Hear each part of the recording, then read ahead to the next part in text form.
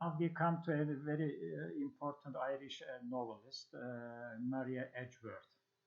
The major conventions of the Big House John were established by Maria Edgeworth in her subversive first novel about Ireland. Both its preface and its full title, you can just follow the name of the long title, maintain that this chronicle of ruling class inadequacy describes a long past era.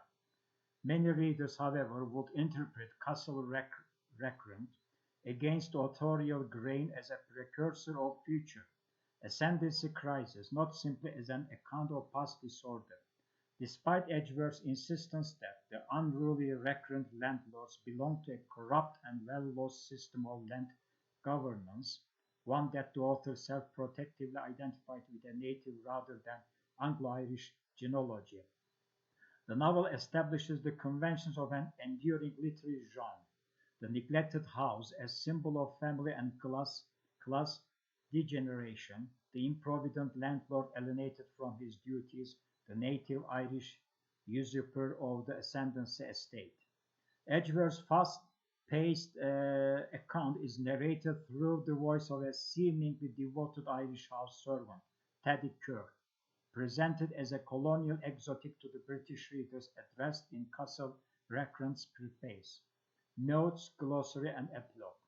Although early critics generally viewed Teddy as a transparently naive and unreliable narrator, he is increasingly read as a servile, colonized consciousness masking his own self-interest in a professed loyalty to his reckless and doomed masters. At the conclusion of Castle Recreant, Teddy's ambitious son Jason, a lawyer portrayed as an unscrupulous land grabber, disposes his father's employer of house and land. Jackson Quick's final triumph anticipates decades of Anglo-Irish authorial anxiety before an emerging Catholic middle class that was to undermine the big house, symbol of British control of the countryside.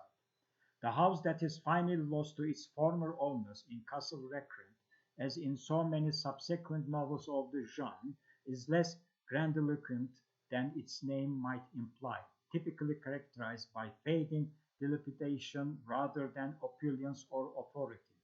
It is indeed castle-like in comparison to surrounding cabins in the Irish landscape, but signs and smells of the farmyard intrude on the pretensions of its owners.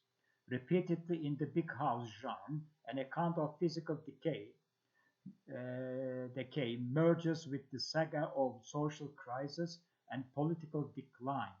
Moreover, recurring depictions of crumbling walls, leaky roofs, shabby furnishings, overgrown drives, and neglected denizen gardens suggest how domestic disorder in the gentry house replicates reports of those notoriously slipshod rural novels that English tourists transformed into a trope of iron savage and baffling otherness. This conflation of two versions of Ireland's ramshackle dwelling places endures well into the 20th century. Almost 2 centuries after the publication of Castle Recreant, Molly Keane's Loving and Giving describes how the last Anglo-Irish occupant of a big house contentedly retreats to a second-hand caravan parked near the rotting mansion. With the Irish novels written after Castle Recreant, anyway, the absentee and Ormond, Edgeworth abandons a subversively ironic native narrator, instead adopting key elements of the national tale plot that Sidney Owenson had recently popularized. In the absentee, as in Owens's The Wild Irish Girl, a young landlord, long resistant in England, finds his authentic identity in Ireland, appalled by the deracinated and debt-ridden London life of his absentee parents, scorned hangers-on in a snobbish metropolitan society. Edgeworth's Lord Colombo journeys through Ireland's post-Union social and political landscape and initiates a didactic narrative of cultural encounter. He observes a range of houses on his travels, a vulgarly improved Bray villa that a grocer's wife has named after a fashionable Roman resort and decorated with viving classical and Gothic motifs. The pretentious estate house of Kilpatrick. Bu çok böyle yaygın olan bir isim soyad Kilpatrick. Overlooking ornamented picturesque cottages. Built by a fashionable but injudicious Anglo-Irish landlord to improve his visual prospect, and more promisingly, the tasteful seat of the resident Oranmore family of a becoming magnificent free from ostension. Each of these retreats conveys the abstentee's insistent moral agenda. Ireland can be brought to order and civility only by well-educated resident landlords who will eschew overbuilding or decorating in a crass imitation of styles that are both inappropriate and dangerously costly to the estate's economic survival. The showy orientalized spoils of the British Empire that the hero's mother flaunts in her London drawing room are anathema to the modest classical or Gothic country house aesthetic of Edgeworth's ideal Irish home.